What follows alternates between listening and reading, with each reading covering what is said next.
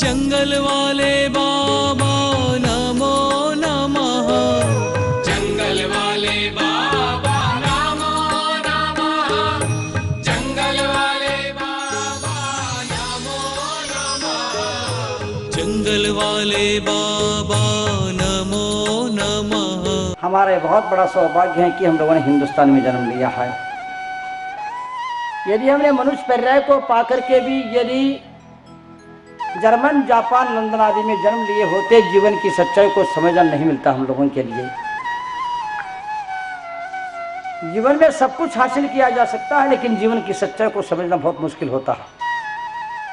जीते तो सभी है, कौन नहीं जीता है? पशु भी जीते हैं, प्राणी भी जीते, देव भी जीते, नारक भी जीता, मनुष्य भी जीता है, लेकिन जीने का मकसद होता है, जीने का कोई जज्बा होती है, और जिजीविषा के साथ जो जीता आदमी उनका जीवन सार्थक होता है।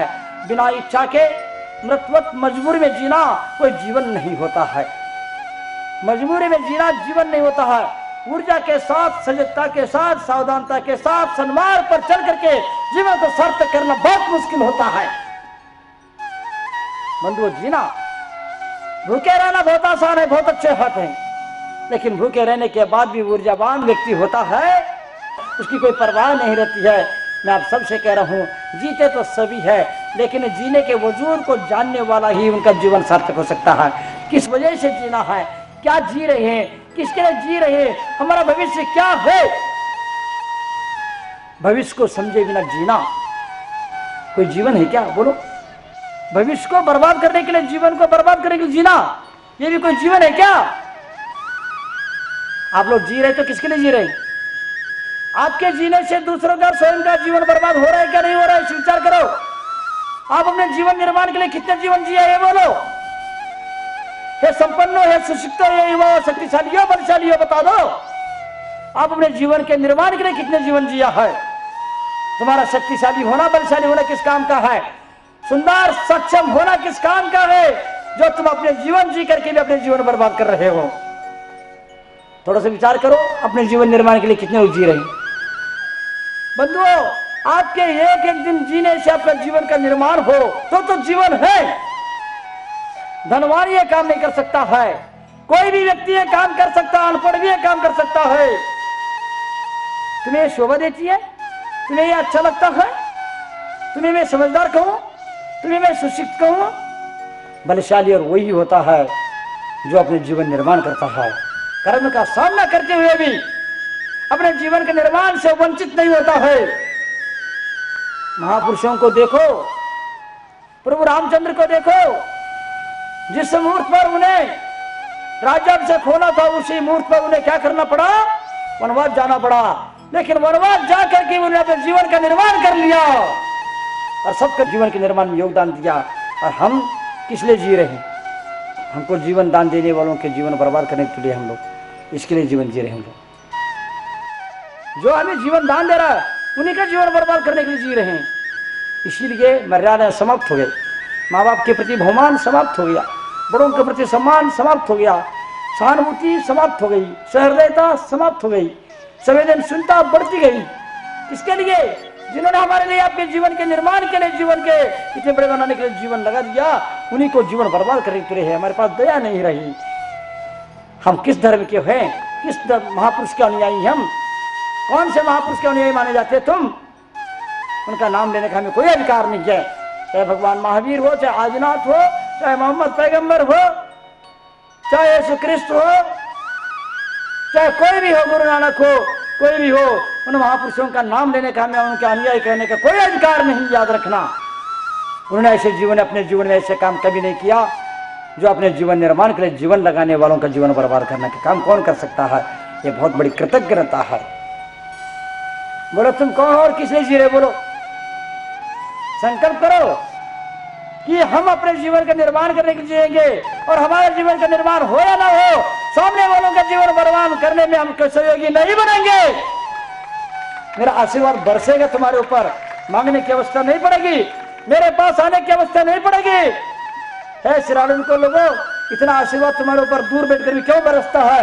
तुम्हारा धर्मात्मपन को मैंने देखा था, लेकिन थोड़े धीरे धीरे परिवर्तन आया है, सब कुछ सामने आ रहा है। याद रखना उचित नहीं है। याद रखना, कोई भी हो अपना दूसरों के जीवन निर्माण में सहयोग देना, नहीं बनता है तो अपने जीवन निर्माण करना, और नहीं बनता है तो किसके जीवन बर्बाद करने में तुले नहीं रहना, तुम्हारा जीवन बनेगा। तुम्हें क्या चाहिए बोलो? मेरे एक हाथ से नहीं, दिल से मिलेगा आशीर्वाद, दोनों हाथ से आशीर्वाद मिलेगा, सबके लिए मिलेगा, जैन अजैन सबके लिए। मेरे निमित्त से, मेरे संघर्ष से गुजरने से तुम्हारा जीवन निर्माण बनता है, तुम्हारा जीवन निर्माण होता है तो मैं उसके लिए तैयार हूं, मेरा उपयोग करो। मैं यहां तक कहूं, आपको आश्चर्य लगेगा, मेरी दया और उदारता को ध्यान रखना। यदि तुमको ऊपर उठाने के लिए, तुम्हें स्वर्ग और मोक्ष तक पहुंचाने के लिए, मुझे तुम्हें ऊपर चढ़ाने के लिए, मुझे यदि सीढ़ी बनना भी पड़े तो मैं अपने लेट करके मैं अपने पीठ देता हूँ, मेरे पीठ पर रख करके सीढ़ी चढ़ के जाना, लेकिन जीवन का निर्माण करना, अपने जीवन बर्बाद नहीं करना। बस इतना संकल्प करो, खुशी की आवश्यकता नहीं है बंधुओं, किसी के जीवन निर्माण में मेरा इतना योगदान होता है, बहुत बड़ी बात होती है। उदारता रखे, विशालता रखे, कुछ भी साथ नहीं जाएगा। कौन अमर बन के आया है, कौन बनेगा?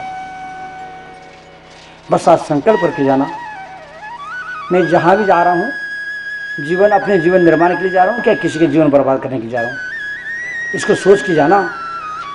अपने मन से पूछना, किसी को सिद्ध करने का प्रयास नहीं करना। तुम्हारा मन ही बता सकता है, दूसरा कोई नहीं बता सकता तुम किसके लिए निकल पड़े हो। तुम्हारे अंदर शस्त्र छिपा हुआ है क्या, मन में कौन से भाव छिपे हैं, ये कोई नहीं बता सकता। तुम स्वयं बता सकते हो, तुम स्वयं अपने आप को संभाल सकते हो। एक संत की पीड़ा को समझना, दुनिया भर के बातों से ऊपर उठना, इसके बिना हमारा भविष्य नहीं बनेगा। राष्ट्र का, समाज का, जीवन का निर्माण नहीं होगा। संपन्न होने मात्र से, शिष्य होने मात्र से हर समस्या का समाधान नहीं हो सकता है। इस बात को याद रखना, सोच के चलना। जब भी बाहर निकले उसने सोचना कि मैं किसके लिए निकल पड़ा हूं, जीवन निर्माण के लिए क्या किसी के जीवन बर्बाद करने के लिए? यदि जीवन निर्माण के लिए निकल पड़े हैं तो निकल जाना, प्राण भी चले जाए चिंता नहीं करना, तुम्हारे प्राणों की रक्षा मैं करूंगा। कोई कर्म कर रहा है, कोई क्रिया कर रहा है,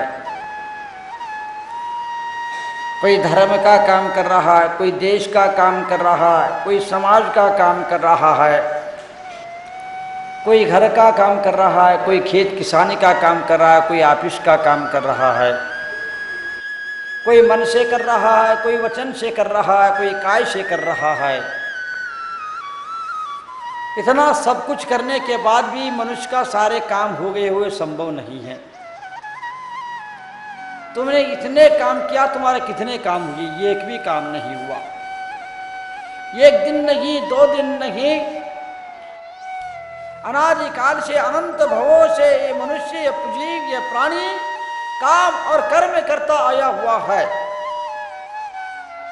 अब हमें कोई भी काम हो, किसी का भी काम हो, मन से, वचन से, काय से, कृतकारिता, अनुमोदना से, श्रद्धा और समर्पण से समझते हुए एक ही काम करना पर्याप्त है, हमारा कल्याण हो जाएगा।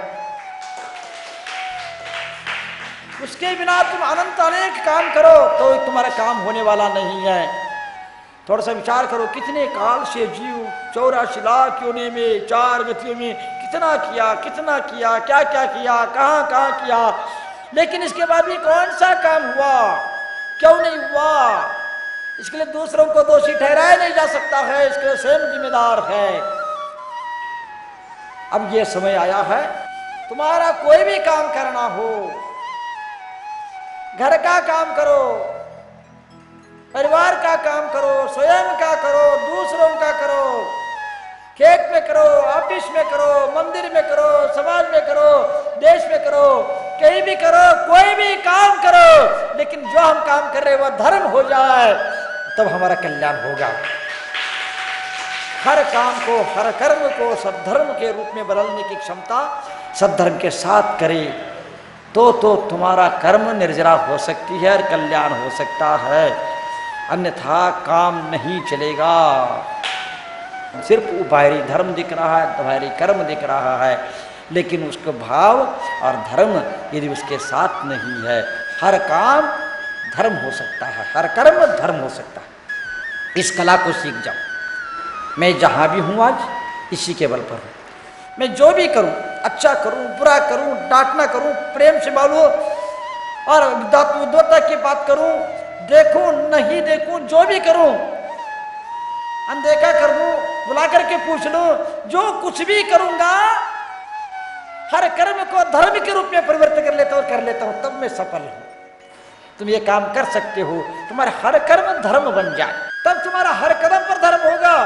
सिर्फ मंदिर में आने के बाद धर्म और बाकी समय धर्म नहीं है, ऐसा नहीं है। सम्यक दृष्टि मंदिर में आ गए उस समय धर्म और बाकी सब गए तो उनके हर कर्म में धर्म है। तुम भी ये कला सीख लो, हर कर्म में हमारा धर्म हो जाए,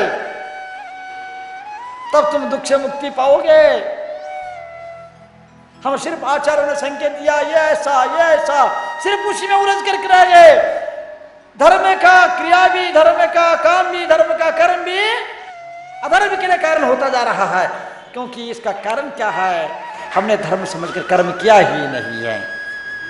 कितने दुख की बात है, कहाँ इतने अध्ययन और स्वाध्याय और सम्यक दृष्टि बनने के बाद, इतना ज्ञान होने के बाद हमारा हर कर्म धर्म के रूप में होना चाहिए था।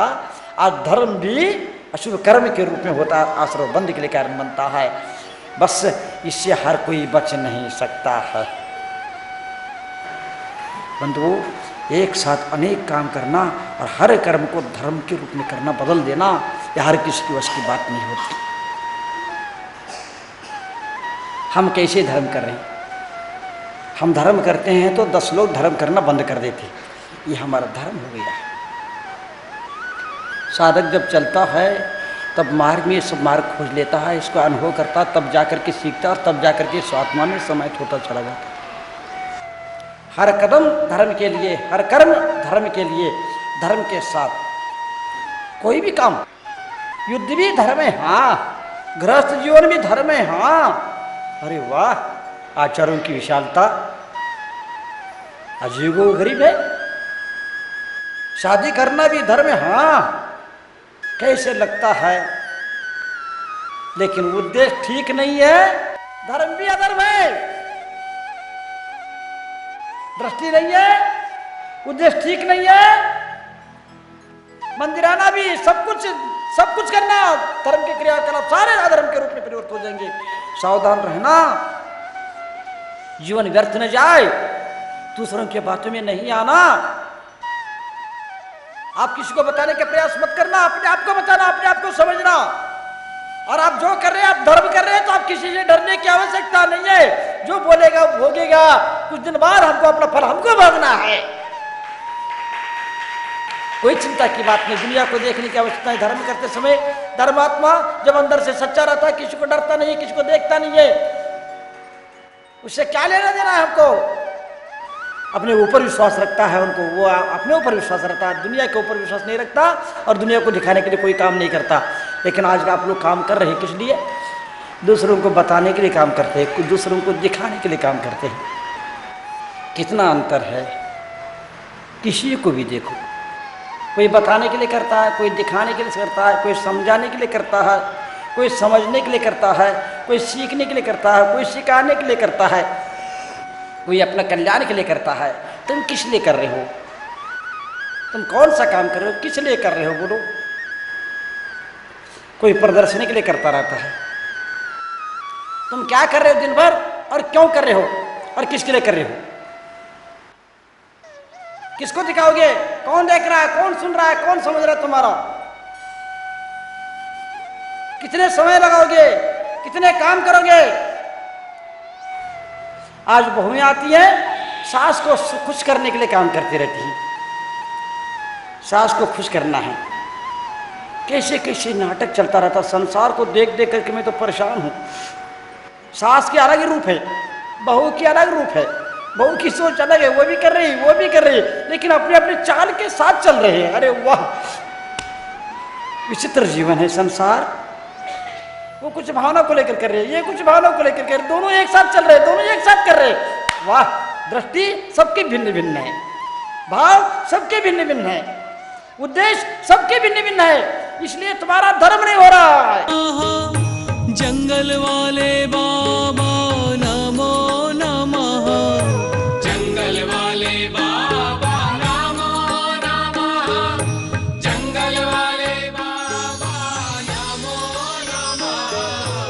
जंगल वाले बाबा